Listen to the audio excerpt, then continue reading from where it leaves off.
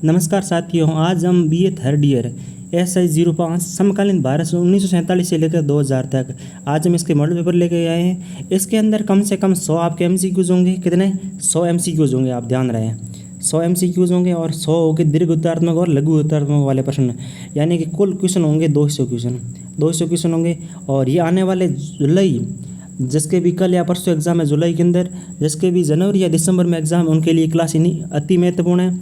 और आप इस मॉडल पेपर को क्लास में एग्ज़ाम में जाने से पहले 2 से 3 बार देख लेना। यहाँ पे मैंने लिख रखा है 100 MCQs है और 100 दीर्घ उत्तर वाले प्रश्न हैं। ये कोट अपन 2025 वालों के लिए है। जैसा कि आपने थंबनेल पर देख लिया होगा, ये प्रश्न रट लो आप। ये प्रश्न पर सारे के सारे आप एग्ज़ाम में जाने से 2 से 3 बार देख लेना। तो देखते हैं आज मॉडल पेपर। तो इसकी जो क्लास की PDF है वो आपको टेलीग्राम पे मिल जाएगी। टेलीग्राम का नाम है द माइंड GK। तो वहाँ से आपको PDF प्राप्त कर लेनी है। क्वेश्चन नंबर 1 देखते हैं, भारत को स्वतंत्रता कब मिली थी? ये हमारे MCQ 100 MCQs होंगे, उसके बाद दीर्घ उत्तर वाले क्वेश्चन होंगे। भारत को स्वतंत्रता कब मिली?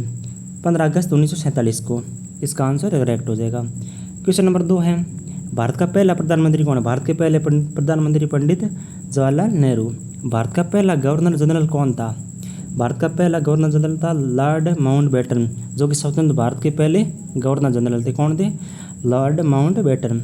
द माइंड जी के हमारा चैनल है, आप चैनल को जरूर सब्सक्राइब कर लेना और हाँ, वीडियो को आप लाइक ज़रूर करना। इसका सेकंड पार्ट भी आएगा, इसलिए आप वीडियो को लाइक और शेयर ज़रूर कर लेना। क्वेश्चन नंबर 4 है, भारतीय संविधान कब लागू हुआ था? भारतीय संविधान 26 जनवरी 1950 को लागू हुआ था। भारत का पहले उपराष्ट्रपति कौन है? डॉक्टर राजेंद्र प्रसाद। यहाँ पर थोड़े छोटे क्वेश्चन ध्यान रख लेना, क्योंकि अतिरिक्त में सारे के सारे क्वेश्चन आ सकते हैं। उनमें से आपके कम से कम 7 क्वेश्चन आएंगे। 7 में से आपको 7 में से सारे के सारे क्वेश्चन यहीं से मिलेंगे, अति लघुत्मक वाले। योजना आयोग की स्थापना कब की थी? 15 मार्च 1950 को। इसके अध्यक्ष कौन होते हैं? इसके अध्यक्ष होते हैं प्रधानमंत्री। कौन होते हैं? प्रधानमंत्री नरेंद्र मोदी। और प्रथम पंचवर्षीय योजना कब लागू हुई थी? प्रथम पंचवर्षीय 5 योजनाएं लागू हुई थी। पहली प्रथम पंचवर्षीय योजना शुरू की गई थी 1951 से 1956 तक। भारत और पाकिस्तान के बीच पहला युद्ध कब हुआ था? भारत और पाकिस्तान के बीच आपको सबको पता ही होगा 1947 और 48 को, जब हमारा देश आज़ाद हो रहा था। तो आप टेलीग्राम अगर आप ज्वाइन करना चाहते हैं तो आप, मैं इसकी जो लिंक है डिस्क्रिप्शन में दे दूँगा, तो आप वहाँ से ज्वाइन कर लें। सिपको आंदोलन का प्रारंभ कहाँ और कब से हुआ? कब और कहाँ से हुआ?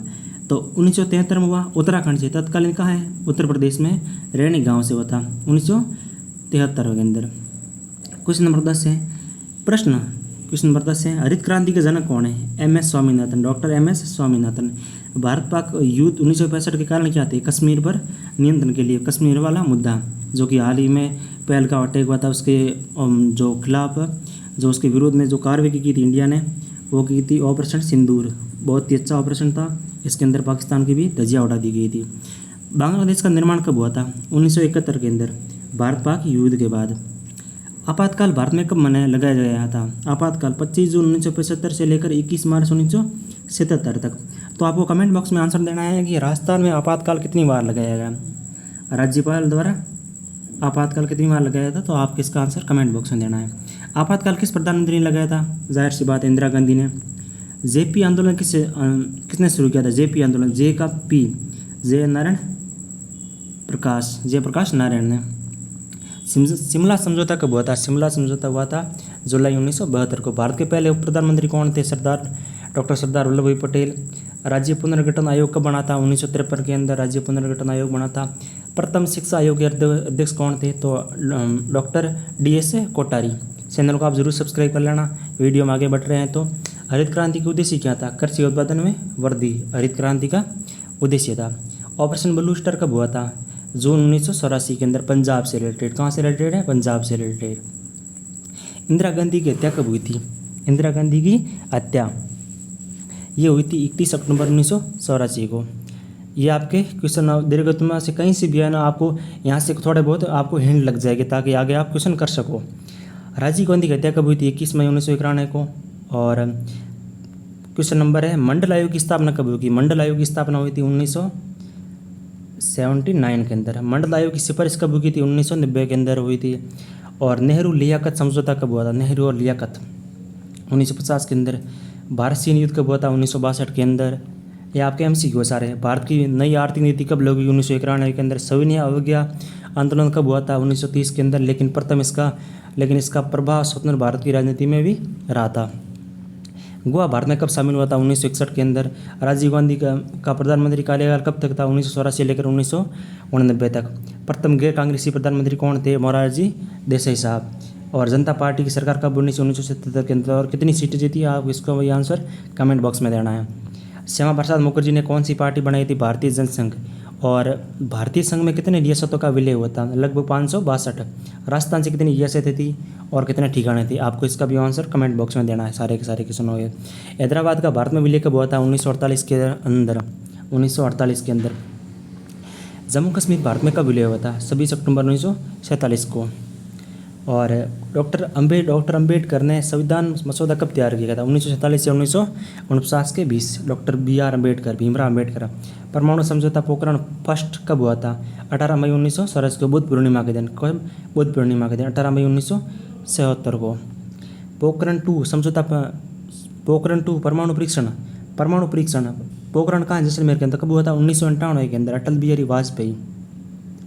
ठीक है। डॉक्टर APJ अब्दुल कलाम का मुख्य योगदान क्या था? कि भारत के मिसाइल और परमाणु कार्यक्रम में, जिसे मिसाइल मैन भी कहते हैं डॉक्टर APJ अब्दुल कलाम को। भारत में पंचायती राज की शुरुआत कब हुई थी? भारत में पंचायती राज की शुरुआत नागौर के बगतरी गांव के अंदर हुई थी। कब हुई थी? 2 अक्टूबर 1959 को। 2 अक्टूबर 1959 को नागौर राजस्थान में हुई थी। नक्सलवादी आंदोलन की शुरुआत कब हुई थी?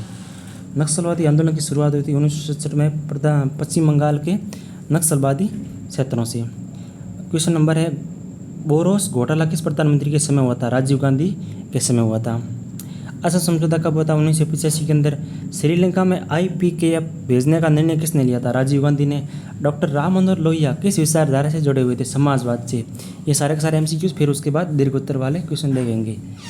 अब है, संविधान सभा की पहली बैठक कब हुई थी? 9 दिसंबर। और 3 बैठक हुई थी। इसको मैं बताता हूँ कैसे याद करना आपको, अच्छे से आप ध्यान दीजिएगा। पहली बैठक हुई थी 9 दिसंबर 1946 को। देखते कौन सी कब बैठक हुई? 3 बैठक हुई थी, मुख्य बैठकें 1, 2 और 3। पहली बैठक हुई थी 9 दिसंबर। दूसरी बैठक हुई थी, आपको इसके अंदर सारे के सारे अंक विषम देखने को। 9 के बाद विषम संख्या कौन सी? 11 दिसंबर। फिर उसके बाद 13 दिसंबर। 13 दिसंबर। ये सारी की सारी 3 डेट है, इंपॉर्टेंट है, आप ध्यान रखें। ठीक है। तो अब देखते हैं क्वेश्चन नंबर 48। भारतीय संविधान की पहली बैठक हुई थी 1946 को। ठीक है। 1946 को। मैंने सारे के सारे 9, 11 और 13 दिसंबर 1946 को ये 3 बैठक हुई। लास्ट बैठक हुई थी 26 जनवरी को, ऐसा कुछ है।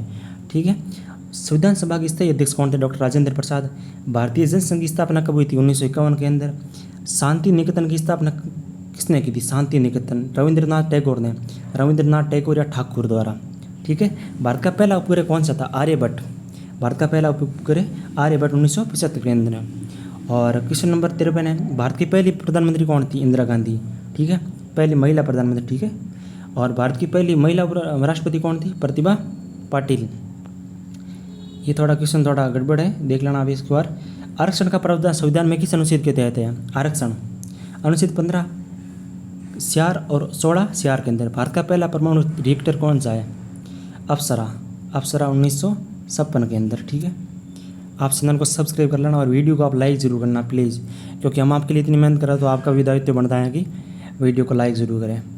क्वेश्चन नंबर 57 है, चंद्रयान फर्स्ट कब प्रक्षेपित किया गया था? 22 अक्टूबर 2008 को। हालांकि ये 2002 के बाद संदर्भ में रखा गया था। DRDO की स्थापना कब हुई थी? 1958 के अंदर। DRDO का मुख्यालय क्या है? इसका भी आंसर आपको कमेंट बॉक्स में देना। 1958 के अंदर। भारत में हरित क्रांति की शुरुआत किस राज्य से हुई थी? पंजाब राज्य से। कौन सा राज्य है? पंजाब राज्य से। दलित पैंथर आंदोलन की शुरुआत कब हुई थी? 1972 के महाराष्ट्र से। 73वां संविधान संशोधन किससे संबंधित है? पंचायती राज व्यवस्थाओं से। किससे संबंधित है? अब क्वेश्चन नंबर देखते हैं 62। प्रश्न है कि 74वां संविधान संशोधन किससे संबंधित है? नगर पालिका प्रणाली से। क्वेश्चन नंबर 63 है, भारत में संयुक्त राष्ट्र की पहली बैठक कब हुई थी? 1948 के अंदर। बापू के नाम से किसे जाना जाता है? महात्मा गांधी। नॉर्मल से क्वेश्चन आप कर लोगे, मुझे पता है। राजीव गांधी को किस योजना के लिए जाना जाता है? आपको पता है, सूचना प्रौद्योगिकी और टेलीकम्युनिकेशन क्रांति के लिए। नर्मदा बचाओ आंदोलन किसने शुरू किया था? मेधा पाटेकर ने। ये थोड़ा इंपॉर्टेंट है, मेधा पाटेकर, नर्मदा बचाओ आंदोलन मेधा पाटेकर। और टिस फॉर इंडिया आंदोलन किसी संबंधित है? शिक्षा सुधार से। लोकसभा में पहली महिला स्पीकर कौन बनी थी? मीरा कुमार बनी थी। परमाणु ऊर्जा विभाग की स्थापना कब हुई थी? 1900 के अंदर। भारत का पहला IIT कहाँ स्थापित किया था? खड़गपुर 1951 के अंदर, खड़गपुर महाराष्ट्र वाला। भारत के पहले मुख्य सचिव मुख्य चुनाव आयुक्त कौन थे? सुकुमार सेन। 1969 में कांग्रेस पार्टी में विभाजन क्यों हुआ था? राष्ट्रपति चुनाव और विचारधारा के मतभेद के कारण। गर्व से कहो हम हिंदू हैं किस संगठन का नारा है? विश्व हिंदू परिषद। भाषा के आधार पर पहला राज्य कौन बना था? आंध्र प्रदेश 1953 के अंदर। VP सिंह सरकार ने मंडल आयोग की रिपोर्ट कब लागू की थी? 1990 के अंदर। आप चैनल को सब्सक्राइब कर लेना। इसका सेकंड पार्ट आएगा, दीर्घ उत्तर वाले क्वेश्चन लेके आएंगे हम सारे के सारे, और 100 के बाद आपको सारे के सारे 100 क्वेश्चन और दीर्घ उत्तर वाले मिलेंगे। आपको 100 होते ही क्वेश्चन ये MCQs खत्म हो जाए, उसके बाद दीर्घ उत्तर वाले क्वेश्चन आएंगे। संयुक्त राष्ट्र संघ में भारत का विलय कब हुआ था? भारत कब शामिल हुआ था? 30 अक्टूबर 1945 को। मैं आपको बता लेता हूँ कि संयुक्त राष्ट्र संघ UN की स्थापना कब हुई थी? 24 अक्टूबर 1945 को, ठीक है। मुस्लिम लीग का मुख्य उद्देश्य क्या था? कि मुस्लिमों के हितों की रक्षा करना। संविधान सभा में महिला सदस्यों की संख्या कितनी थी? 15। भारत का पहला दूरदर्शन प्रसारण कब हुआ था? 15 सितंबर 1959 को। राष्ट्रीय आपदा प्रबंधन प्राधिकरण कब स्थापित हुआ था? 2005 में। और भारत में पहली जनगणना कब हुई? और स्वतंत्रता के बाद, जो कि 1951 के अंदर हुई थी। ऑपरेशन फ्लड किससे संबंधित? दुग्ध उत्पादन। ये ध्यान रहे क्वेश्चन। आप क्रांति में से आपको एक ना एक क्वेश्चन आपको देखने का जरूर मिलेगा। तो मैं ऑपरेशन फ्लड के बारे में और भी क्वेश्चन आगे मैं लेके आया हूँ, तो आप अच्छे से देख लें। ऑपरेशन फ्लड दुग्ध उत्पादन से। ऑपरेशन फ्लड के जनक कौन है? वर्गीज कुरियन, ठीक है। गरीबी हटाओ का नारा किसने दिया? इंदिरा गांधी ने। बहराइच में बाबा साहब का कौन सा स्मारक है? अम्बेडकर स्मारक। भारत के पहले रक्षा मंत्री कौन है? बलदेव सिंह। DRDO का मुख्य कार्य क्या? रक्षा तकनीकी और अनुसंधान और विकास। ऑपरेशन कैक्टस किस देश में किया गया था? मालदीव में 1988 के अंदर। आप टेलीग्राम को जरूर ज्वाइन कर लें और वहाँ से इस क्लास की PDF ले लें। इंदिरा आवास योजना कब शुरू की थी? 1985 के अंदर। बाबरी मस्जिद विध्वंस कब हुआ था? 6 दिसंबर 1921 को, 1992 को, सॉरी। बाबरी मस्जिद अभी वहाँ पे वर्तमान में राम मंदिर, श्री राम मंदिर अयोध्या, 7 दिसंबर 1992 को। त्रैमासिक योजना रोलिंग प्लान कब लागू किया था? 1978 से 1925 के बीच। नवोदय विद्यालय योजना कब शुरू की थी? 1986 के अंदर। संविधान का संरक्षक किसे माना जाता है? संविधान का संरक्षक किसे माना जाता है? सर्वोच्च न्यायालय को। सर्वोच्च न्यायालय दिल्ली। संविधान का निर्माता किसे कहा जाता है? डॉक्टर भीमराव अम्बेडकर को। भारत में प्रथम आम चुनाव कब हुए थे? 1951-52 में, सभी को याद है। और राज्यसभा का पहला सभापति कौन था? तो डॉक्टर S राधाकृष्णन थे। न्यूक्लियर सप्लायर ग्रुप में भारत कब शामिल हुआ था? 2008 के अंदर। काला धन मुद्दा किस आंदोलन का मुख्य भाग था? काला धन मुद्दा, अन्ना आंदोलन। भारत की पहली महिला मुख्यमंत्री कौन थी? सुशीला कृपलानी, जो कि उत्तर प्रदेश की थी। और डॉक्टर राजेंद्र प्रसाद को कितनी बार राष्ट्रपति के लिए चुना गया था? 2 बार। अब क्वेश्चन देखते हैं सारे के सारे दीर्घ उत्तर वाले हैं। यहाँ से आप वीडियो को लाइक कर देना और अपने दोस्तों के साथ शेयर जरूर कर लेना। जो भी BA थर्ड ईयर के अंदर है, सारे के सारे सभी को शेयर कर लेना। अब देखेंगे क्वेश्चन, दीर्घ उत्तर वाले क्वेश्चन वेरी वेरी इंपॉर्टेंट है। मैंने आपको इसके लिए 3 से 4 घंटे मेहनत करके अलग से अलग वीडियो, और इसके लिए जो जितने भी इंपॉर्टेंट क्वेश्चन थे मैं सारे के सारे क्वेश्चन लेके आया हूँ। ऐसे 05 समकालीन भारत, आपको पता है 1947 से 2001-2000 तक दीर्घ उत्तर वाले प्रश्न है, और प्रत्येक उत्तर लगभग आपको 250 से 3 शब्दों में देना, यानी कि 400 शब्दों में तक अपना क्वेश्चन आता है। 4 शब्दों में दीजिए, कम से कम 4 क्वेश्चन आते हैं दीर्घ उत्तर माने, उसमें से क्वेश्चन अपने को 2 क्वेश्चन करने हैं। 2 में से आप 100 में से 2 क्वेश्चन आपको आराम से मिल जाएंगे। आप क्लास को 3 से 4 बार जरूर देख लेना। तो आप चैनल को पहले सब्सक्राइब कर लेना। अब क्वेश्चन नंबर देखते हैं 101 नंबर क्वेश्चन, ठीक है। थोड़ा साइज छोटी कर लेते हैं अपना। क्वेश्चन नंबर 1 देखते हैं 101। भारत के विभाजन के कारणों की विवेचना कीजिए। भारत के विभाजन के कारणों की विवेचना कीजिए। भारत का विभाजन 1947 में हुआ था, जिससे 2 स्वतंत्र राष्ट्र भारत और पाकिस्तान अस्तित्व में आए थे। कौन था? भारत और पाकिस्तान। कब? 1947 के अंदर। विभाजन के पीछे कई ऐतिहासिक, सामाजिक और धार्मिक और राजनीतिक कारण थे। आप सभी को पता है, आपने कॉम्पिटिशन एग्जाम की जो भी तैयारी करें उनको अच्छे से पता है क्या कारण थे और क्या कारण नहीं थे। तो कारणों की चर्चा करें तो हम सबसे पहले देखते हैं धार्मिक मतभेद। कैसा मतभेद? धार्मिक मतभेद। हिंदू मुस्लिम समुदायों के बीच बढ़ती दूरी, संदेह ने विभाजन की पृष्ठभूमि, मुस्लिम लीग ने अलग मुस्लिम राष्ट्र की मांग की थी। मोहम्मद अली जिन्ना इसके अंदर ये इस मांग को सबसे आगे कर रहे थे। मोहम्मद अली जिन्ना। मुस्लिम लीग और जिन्ना की भूमिका, ये आगे जिन्ना साहब आपके। मुस्लिम लीग और जिन्ना की भूमिका। मोहम्मद अली जिन्ना ने 2 राष्ट्र सिद्धांत दिया, जिसके बाद मुस्लिम लीग अलग अलग राष्ट्र है और जिन्ना ने मुस्लिमों के लिए अलग देश की मांग उठाने की ज़ोर ज़ोर से मुद्दा उठाया। तो आप आगे क्वेश्चन नंबर आगे 3 नंबर इसका कारण देखते हैं। ब्रिटिश नीति, फूट डालो और राज करो नीति से सांप्रदायिक दरारों को गहरा किया और ब्रिटिश सरकार ने विभाजन को सत्ता और हस्तांतरण का आसान तरीका माना। कांग्रेस और लीग के मतभेद, मुस्लिम लीग के मतभेद हो गए थे, कांग्रेस और मुस्लिम लीग के मतभेद क्या थे। कांग्रेस अखंड भारत की पक्षधर थी, अखंड भारत महात्मा गांधी भी थे, और परंतु मुस्लिम लीग अपनी मांग से पीछे हटने को तैयार नहीं थी। 1946 की अंतरिम सरकार ने सहयोग की असफलता ने भी विभाजन को नज़दीक ला दिया। क्वेश्चन 5 नंबर कारण है सीमित समय और हिंसा का भय। ब्रिटिश सरकार ने देश में बढ़ती अस्थिरता, सांप्रदायिक दंगों को चिंतित थी, अतः इसने सत्ता जल्द सौंपने और विभाजन का रास्ता अपनाया। किसने? अंग्रेजों ने। निष्कर्ष क्या निकला कि भारत का विभाजन उपनिवेशवाद की विरासत, सांप्रदायिक राजनीति, औपनिवेशिक शासकों की असफलता का परिणाम था, जिससे लाखों लोगों की जान चलेगी और विस्थापन हुआ। आप चैनल को सब्सक्राइब जरूर कर लें, क्वेश्चन बहुत ही वेरी इंपॉर्टेंट है, आपको सारे के सारे क्वेश्चन एग्जाम के अंदर देखने को मिलेंगे। भारत का संविधान, भारत के संविधान की प्रमुख विशेषता क्या? तो भारत का संविधान 26 जनवरी 1950 को लागू हुआ था। ये विश्व का सबसे बड़ा लिखित संविधान है। इसकी प्रमुख विशेषता क्या है? लिखित संविधान सबसे नंबर 1 नंबर पर आप जब भी कॉलेज के अंदर आप एग्जाम देने जाओ तो सबसे पहले अपना पॉइंट लिखना है। 1 नंबर पर लिखना है लिखित संविधान, फिर उसको यहाँ से 3 ऐसे करनी है, फिर आगे लिखना है कि भारतीय संविधान एक विस्तृत दस्तावेज है जिसके अंदर 365 अनुच्छेद है, 22 भाग है और 12 अनुसूचियाँ वर्तमान में परिवर्तनों के साथ संख्या बढ़ी है। 2 नंबर पे है कारण इसके विशेषता है संघात्मक ढांचा। भारत एक संघीय देश है जिसमें केंद्र और राज्यों के बीच शक्तियों का विभाजन है, परंतु ये एक सशक्त केंद्र के साथ एकात्मक झुकाव वाला संघ है। सब प्रभुता, समाजवादी, धर्मनिरपेक्ष और लोकतांत्रिक गणराज्य प्रस्तावना में ये मूल स्पष्ट रूप से दर्शाए गए हैं, जो भारतीय संविधान की आत्मा है प्रस्तावना। ठीक है। और अब 7 नंबर कारण है मौलिक अधिकार और कर्तव्य। संविधान नागरिक को सब मौलिक अधिकार प्रदान किए गए। 1976 में मूल कर्तव्य को भी जोड़ दिया गया था। संविधान की सर्वोच्चता कैसे? भारत में कानूनों की सर्वोच्च सत्ता संविधान को प्राप्त है। संसद या कोई अन्य संस्था संविधान के विरुद्ध नहीं जा सकती। सबसे बड़ा संविधान ही है। न्यायपालिका की स्वतंत्रता, भारत की न्यायपालिका स्वतंत्र है और संविधान का संरक्षक है। ये विधायिका और कार्यपालिका की सीमाओं की निगरानी करती है। निष्कर्ष क्या है इसके? तो भारत का संविधान एक आधुनिक, प्रगतिशील, संतुलित दस्तावेज है जो लोकतांत्रिक मूल्यों और विविधता के साथ जोड़ता है। क्वेश्चन नंबर 103 है, वेरी इंपॉर्टेंट क्वेश्चन है आपको। तो इस क्वेश्चन को आप ध्यान रखना कि क्वेश्चन पंचवर्षीय योजना में से आपको एक न एक क्वेश्चन आपको जरूर देखने का मिलेगा। भारत की पंचवर्षीय योजनाओं का उद्देश्य और महत्व स्पष्ट करना पड़ेगा। भारत की आर्थिक प्रगति को दिशा देने के लिए 1951 में पंचवर्षीय योजनाओं की शुरुआत की गई थी। कब की थी? 1951 के अंदर। इसका प्रमुख उद्देश्य था समावेशी और संतुलित आर्थिक विकास था। इसके उद्देश्य क्या थे? आर्थिक विकास के अंदर क्या था? योजना का मुख्य उद्देश्य था कि कृषि, उद्योग, ऊर्जा, स्वास्थ्य और शिक्षा आदि क्षेत्रों में विकास करना। गरीबी उन्मूलन कैसे? गरीबी को उत्थान हेतु योजनाएं चली गई, जैसे गरीबी हटाओ, रोजगार गारंटी अधिनियम, जो कि इसके सारे कारण रहे हैं। सामाजिक न्याय, अनुसूचित जाति और अनुसूचित जनजाति, महिलाओं और पिछड़े वर्गों के लिए विशेषकर योजनाएं बनाएगी। स्वदेशी औद्योगिकरण कैसे? भारी उद्योगों की स्थापना करना, सार्वजनिक क्षेत्र का विकास और आत्मनिर्भर पर बल दिया गया। आप टेलीग्राम को जरूर ज्वाइन करना और वहाँ से इस क्लास की PDF ले लेना। अगर मैं सारे क्वेश्चन यहाँ से नहीं करवा पाऊँ तो आप वहाँ PDF से ज़रूर देख लें। प्रमुख योजनाएँ कौन सी हैं?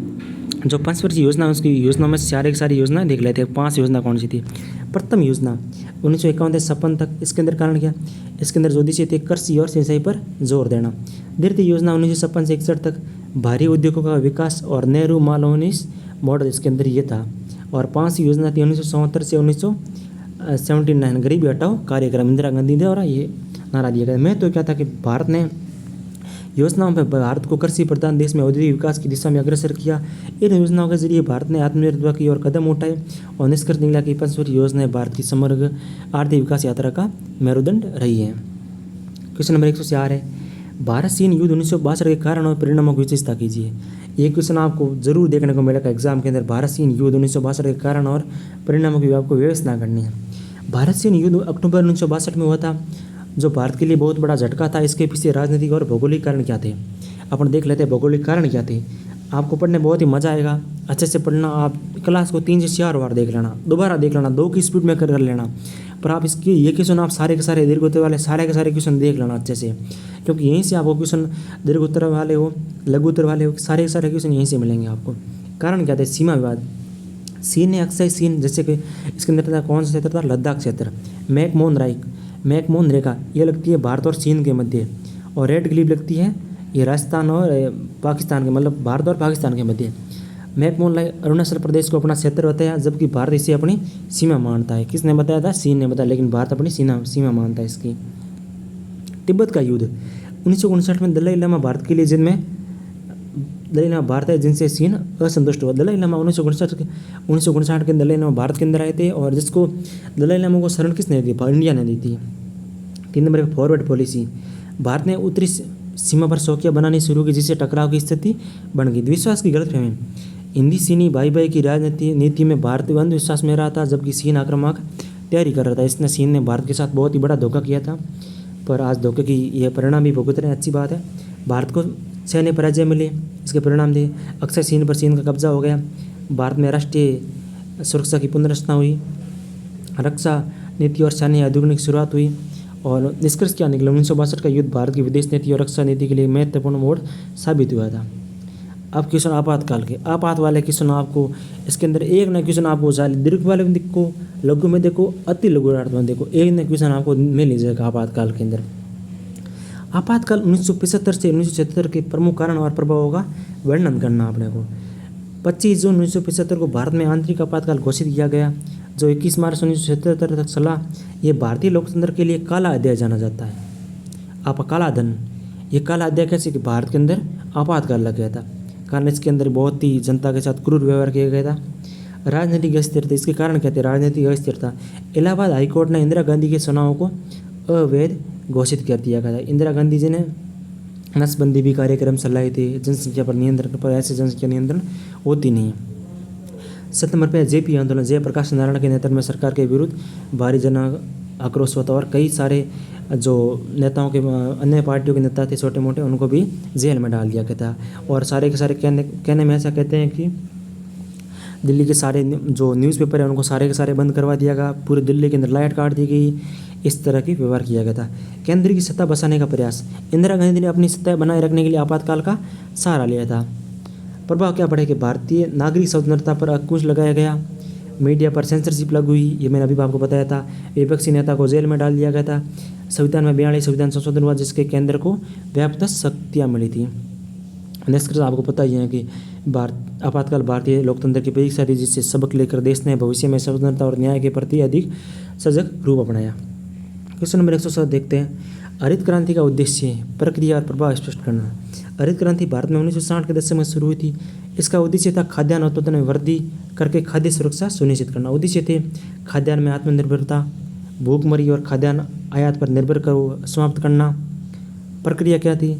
SYV हाई वेल्डिंग वैरायटी बीजों का उपयोग करना, रासायनिक खाद और कीटनाशक और सिंचाई का प्रसार करना, और कृषि तकनीक के विस्तार और संस्थागत समर्थन। प्रभाव पड़ेगी सकारात्मक पड़ेगी। गेहूँ और चावल का उत्पादन में कई गुना वृद्धि हुई थी। पंजाब, हरियाणा और पश्चिम उत्तर प्रदेश में ग्रामीण समृद्धि बढ़ी थी, और भारत खाद्यान्न आयातक से निर्यातक बन गए। इसके नकारात्मक क्या प्रभाव पड़े थे? क्षेत्रीय असमानता बढ़ी, दक्षिणी और पूर्व भारत को कम लाभ मिले थे।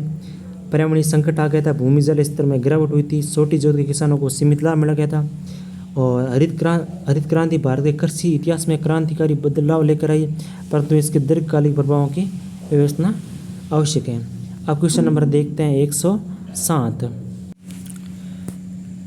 भारत में बांग्लादेश युद्ध 1971 के कारण और परिणामों का विवेचना करनी है, अपने को कारणों का वर्णन करना है। भारत और पाकिस्तान युद्ध 1971 का मुख्य कारण पूर्वी पाकिस्तान और बांग्लादेश में राजनीतिक असंतोष और सैन्य दमन था।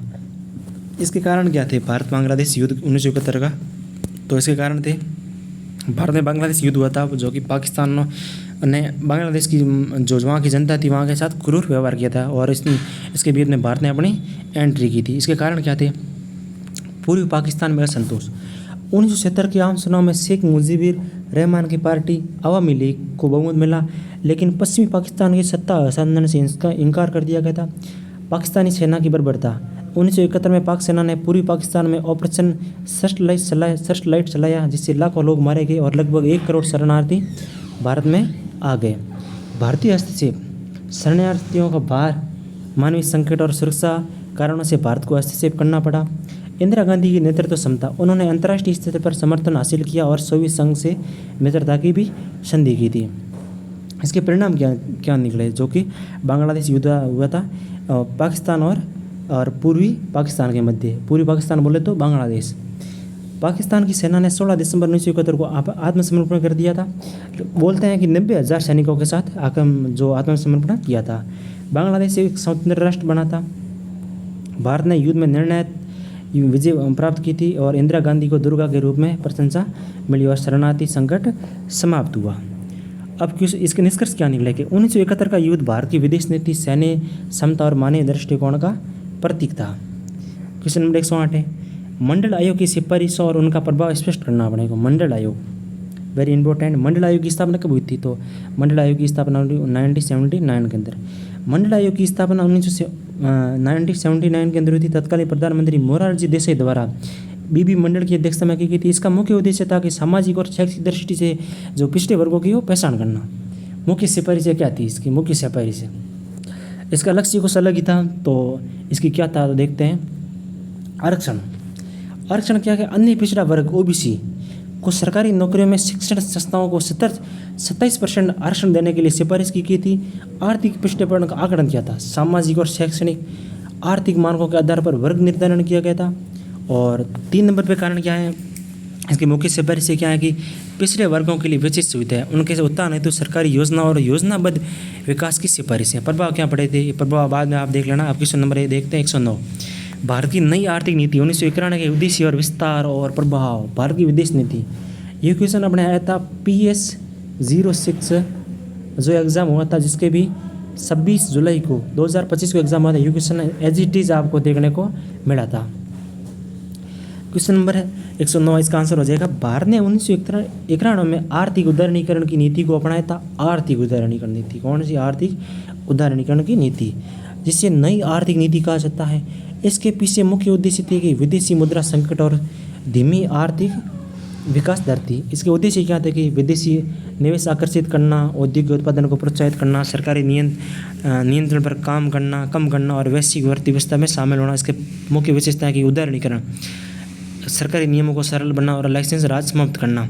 निजीकरण क्या? सार्वजनिक उपक्रमों को निजी क्षेत्र को सौंपना और साझेदारी में देना। वैश्वीकरण क्या होता है? विदेशी कंपनियों को भारत में निवेश की अनुमति देना और आयात निर्यात में नीति में भी सुधार करना। भारत की विदेशी कंपनियां, आपको पता होगा कि भारत की सबसे बड़ी अर्थव्यवस्था 4 नंबर पर अर्थव्यवस्था आ सकी भारत की। 1 नंबर पर अमेरिका, चीन वगैरह हो जाएंगे। और भारत की विश्व की सबसे बड़ी अर्थव्यवस्था, चौथी सबसे बड़ी अर्थव्यवस्था है, जो कि जर्मनी को पीछे पछाड़ते हुए आई थी। इसके प्रभाव क्या थे कि विदेशी पूंजी निवेश में वृद्धि हुई थी। सेवा क्षेत्र IT बैंकिंग में तीव्र विकास हुआ था। उद्योगों में प्रतिस्पर्धा बढ़ी थी। उद्योग प्रतिस्पर्धा कैसे? उनके उद्योगों के अंदर होड़ बढ़ गई थी। प्रतिस्पर्धा का एक ही मतलब होता है होड़, इन दोनों के बीच होड़ बढ़ गई थी। और ग्रामीण और कमज़ोर वर्गों के लिए सामाजिक असमानता भी बढ़ी थी। अब क्वेश्चन नंबर 110 देखते हैं, वेरी इंपॉर्टेंट है। Operation blue star. Operation blue star, सबसे पहले मैं आपको बता लेता हूँ ऑपरेशन ब्लू स्टार कौन से राज्य से संबंधित है। ऑपरेशन ब्लू स्टार पंजाब राज्य से संबंधित है। क्यों हुआ, इसके पीछे रीजन भी देख लेते हैं। ऑपरेशन ब्लू स्टार जून 1984 को हुआ था। तत्कालीन प्रधानमंत्री इंदिरा गांधी द्वारा चलाया गया था। एक सैन्य अभियान था जिसका उद्देश्य था अमृतसर के स्वर्ण मंदिर परिसर को खालिस्तानी आतंकवादियों को हटाना था। इसके पृष्ठभूमि क्या थे कि पाकिस्तान, जो कि पंजाब में तो अलग खालिस्तान राज्य की मांग बढ़ रही थी, आज भी बढ़ रही है, आंदोलन हो रहे हैं, लेकिन कुछ फर्क नहीं पड़ रहा है। जरनैल सिंह भिंडरावाले स्वर्ण मंदिर में शस्त्रों के साथ ठहरे हुए थे, जो कि इन्होंने आक्रमण कर दिया, यहाँ पे अपने को वश में कर दिया था स्वर्ण मंदिर को। सरकार ने सशस्त्र बलों को स्वर्ण मंदिर में भेजा और मुख्य घटनाएं क्या होती? 3 से 6 जून 1984 के बीच सैन्य अभियान चलाया था। स्वर्ण मंदिर को काफ़ी नुकसान हुआ था और भिंडरावाला समेत कई आतंकवादी मारे गए थे। इसके प्रभाव क्या पड़ेगी?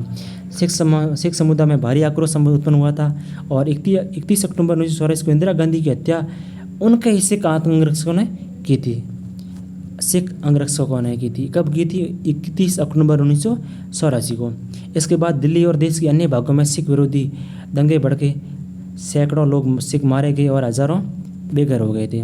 निष्कर्ष क्या निकले कि ऑपरेशन ब्लू स्टार आतंकवाद के विरुद्ध एक कठोर निर्णय था, लेकिन इससे सिख समुदाय की भावनाएं आहत हुई और देश में सांप्रदायिक तनाव बढ़ा था।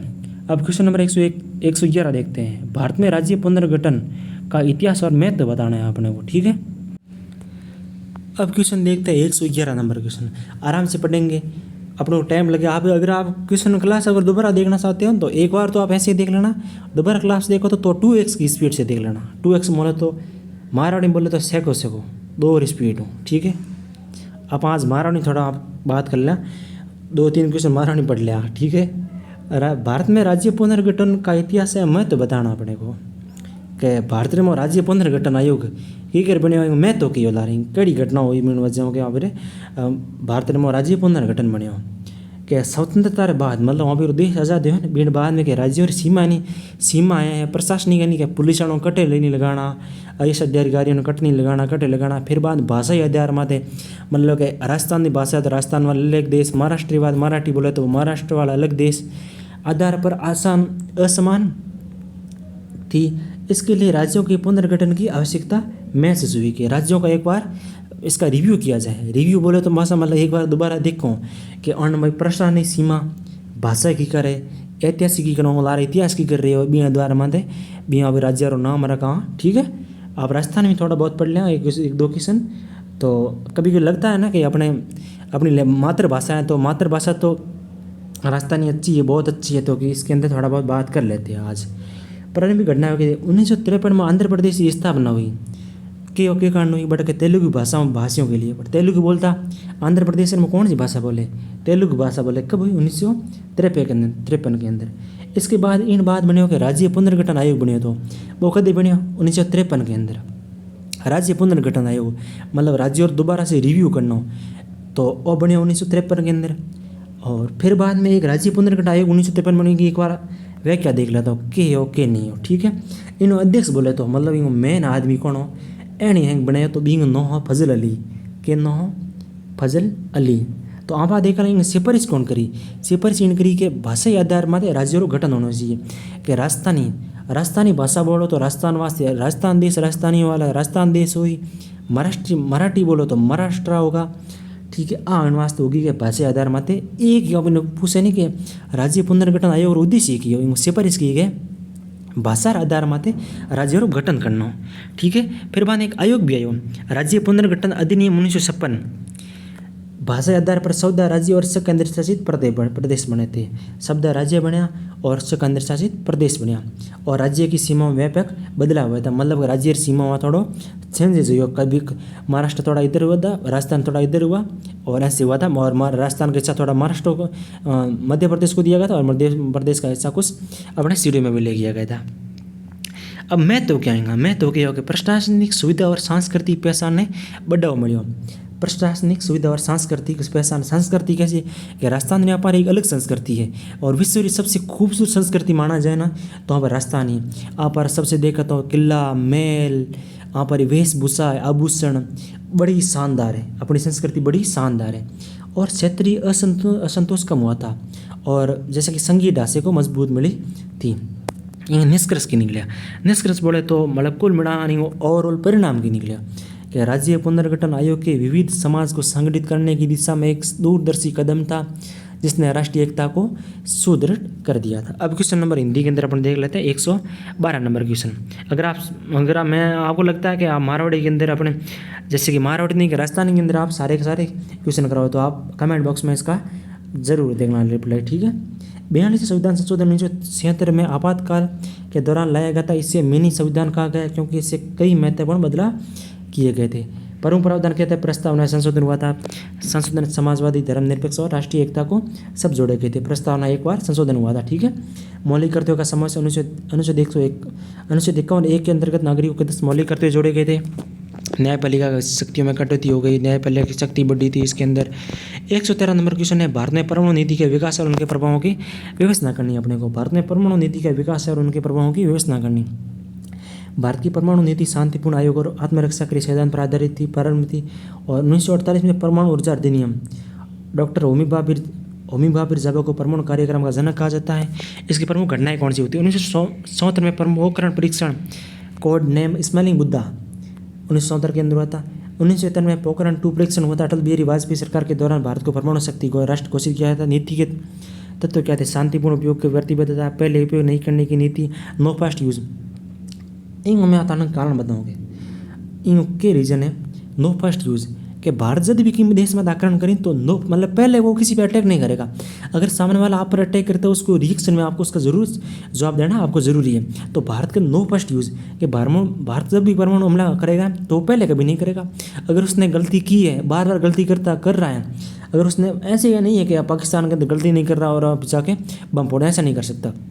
अगर किसी ने भारत पर अटैक किया, हमला किया है तो वो भारत इसके अंदर नो फर्स्ट यूज़ अब यहाँ पे नीति नहीं बनेगा, यहाँ पे वो परमाणु अटैक करेगा क्योंकि सामने से अटैक किया गया। भारत कभी सामने से अटैक नहीं करता, ठीक है। परमाणु अप्रसार सिद्धि NPT न्यूक्लियर पावर, इसकी CPT जो इस पर हस्ताक्षर CTBT पर हस्ताक्षर नहीं किए थे। और इसके प्रभाव क्या पड़े थे? भारत की वैश्विक शक्ति सशक्त हुई थी, रक्षा क्षेत्र में आत्मनिर्भरता बढ़ी थी और अंतर्राष्ट्रीय राजनीति भारत की स्थिति मजबूत हुई थी। और निष्कर्ष क्या निकले थे? भारत की परमाणु नीति संतुलित, जिम्मेदार और आत्मरक्षा पर आधारित है, जिसने राष्ट्रीय सुरक्षा को सुदृढ़ किया था। अब क्वेश्चन हमारे पीछे क्वेश्चन बच गए हैं 25 क्वेश्चन, ठीक है, 25 क्वेश्चन बच गए हैं। तो 25 क्वेश्चन अपन नेक्स्ट पार्ट में देखेंगे। और मैं जो आज जो क्लास हुई है इसकी क्लास की PDF मैं आपको टेलीग्राम में दे दूँगा। और मैं आपको एक ही बात करना चाहूँगा, आप वीडियो को लाइक ज़रूर किया करें प्लीज़। आप भले ही क्लास को 2 से 3 बार देख लें, वीडियो को लाइक कर देना। टेलीग्राम को आप ज़रूर ज्वाइन कर लेना, वहाँ से आप इस क्लास की PDF ले लेना। मैं शायद क्लास ये मैंने 121 तक करवा रखा है, पीछे 25 क्वेश्चन बचते हैं तो वो भी मैं क्वेश्चन आज अभी के अभी करवा लूँगा। 2 से 3 घंटे बाद या कल सुबह या आज रात तक क्लास आ जाएगी। तो आप क्लास को लाइक कर देना, चैनल को शेयर कर देना, सब्सक्राइब कर देना और आप टेलीग्राम को ज़रूर ज्वाइन कर लें और वहाँ से आप PDF प्राप्त कर लें। तो मिलते हैं अगले वीडियो में, तब तक के लिए धन्यवाद। जय हिंद, जय भारत।